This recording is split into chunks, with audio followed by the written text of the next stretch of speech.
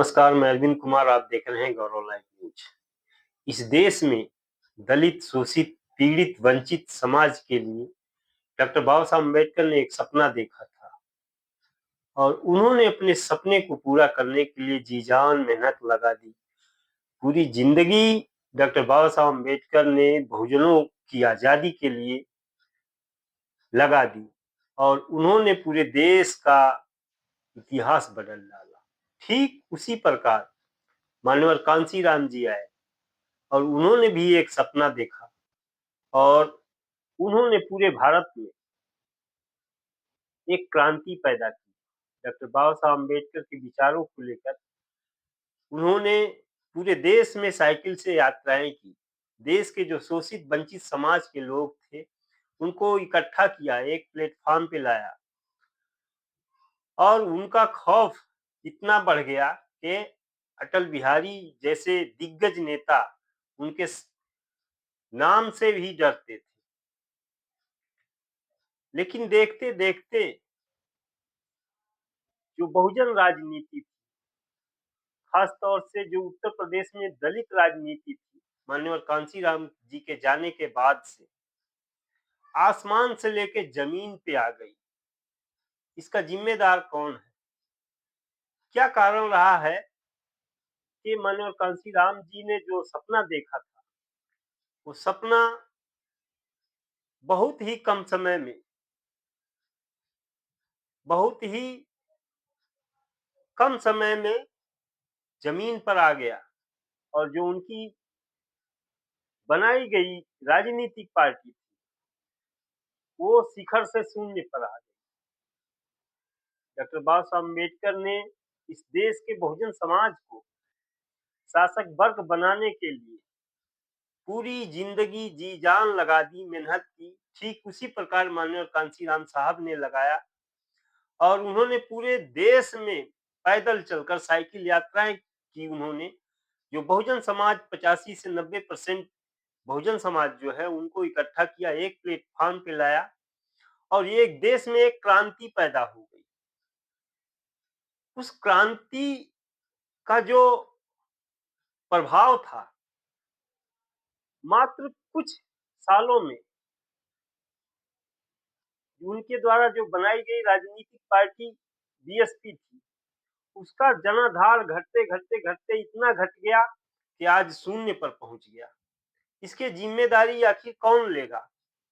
जो बहुजन महापुरुष थे, जो बहुजन नायक थे, क्या उन लोगों ने पूरी जिंदगी इसलिए लगा दी कि उनके द्वारा जो निर्माण किए गए संगठन हैं, उनके द्वारा जो निर्माण किए गए राजनीतिक पार्टियां हैं, वो मात्र कुछ ही वर्षों में जमीन पर घिसक जाएं? ये सबसे बड़ा सवाल इस देश के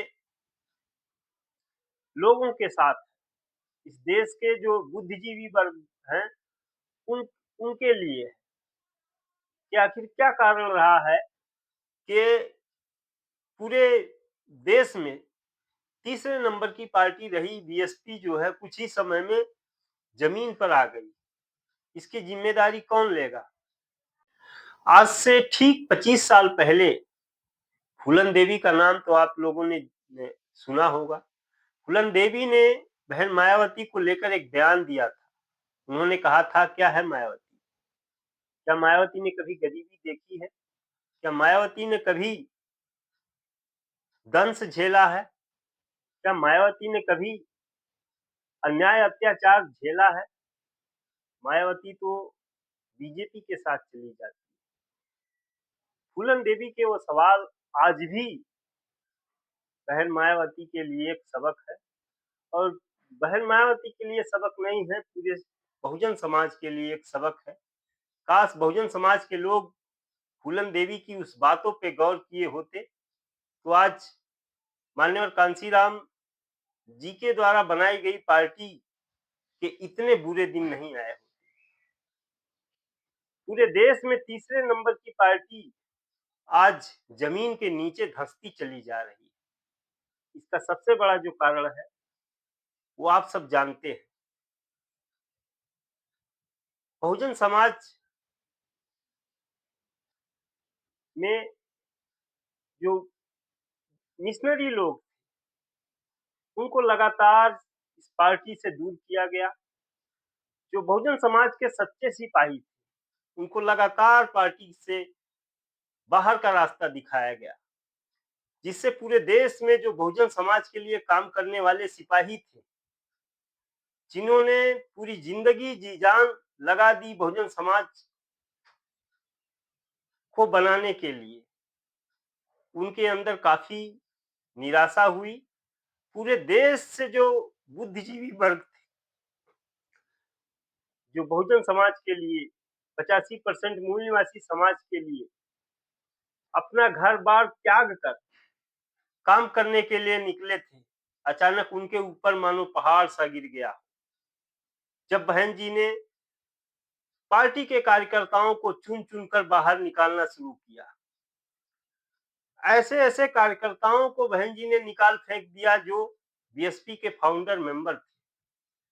ये सवाल अपने आप में उन महापुरुषों, जिन्होंने पूरी जिंदगी बहुजन समाज के लिए लगाई, कहीं ना कहीं ये सवाल दिमाग में खटकता है। अगर वो महापुरुष आज जिंदा होते और बहुजन समाज पार्टी की ये जो दुर्गति है उसको देखते, तो उनके ऊपर क्या बीतती। और आज भी माननीय कांशीराम साहब के साथ जिन सिपाहियों ने काम किया था, उसमें से कुछ सिपाही आज भी हैं, उनके ऊपर क्या बीत रही होगी। बीएसपी की ये दुर्दशा देखकर आप समझ सकते हैं। जो सपना माननीय कांशीराम जी ने देखा था, उनके जाने के बाद उत्तर प्रदेश में बीएसपी की पूर्ण बहुमत से सरकार बनती है, लेकिन उसके बाद आज की जो दशा है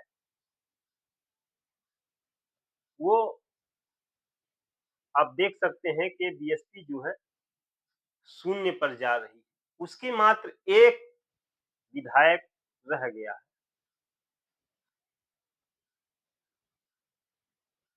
इस घटना, ये जो ऐतिहासिक घटना है, इससे बहुजन समाज के जो बुद्धिजीवी वर्ग हैं, अगर सबक नहीं लेते हैं, तो आने वाले समय में बहुजन समाज,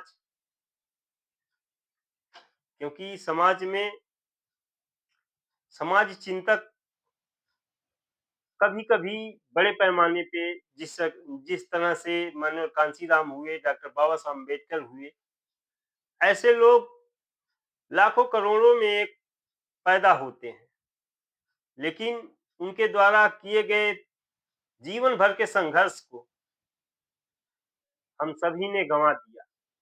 इसकी इसकी जिम्मेदारी कौन लेगा? इसके जिम्मेदार कौन लोग हैं? हालांकि बहन मायावती जी में आज भी वो दम है कि अगर वो बहुजन मूवमेंट को लेकर आज भी हुंकार भर दे, तो पूरा देश नीला नीला हो जाएगा।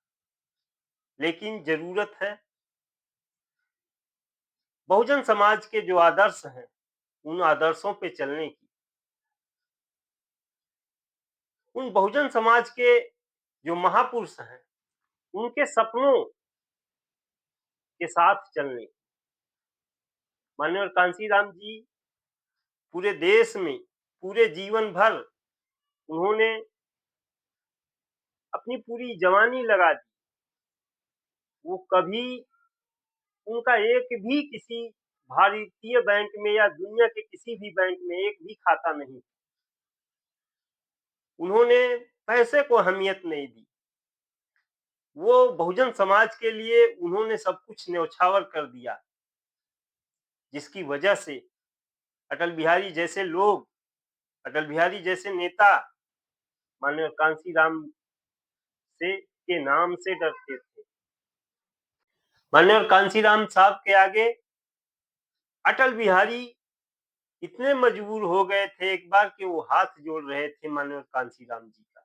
लेकिन आज के जो दलित नेता हैं, आज के जो पिछड़े वर्ग के नेता हैं, आज के जो बहुजन समाज के नेता हैं, उनकी क्या औकात है, क्या हालात है, आप देख सकते हैं। माननीय कांशीराम जी ने पूरे देश में बहुजन समाज को जोड़ा था, लेकिन आज बहुजन समाज अलग-अलग जातियों में, अलग-अलग पार्टियों में बँट गया है। इसकी जिम्मेदारी कौन लेगा? कौन है इसका जिम्मेदार? ये सबसे बड़ा सवाल आज के समय में। तो इस वीडियो में इतना ही। अगर हमारी वीडियो आपको अच्छी लगी हो तो इस वीडियो को ज़्यादा से ज़्यादा लाइक, शेयर और सब्सक्राइब करें। वीडियो देखने के लिए धन्यवाद।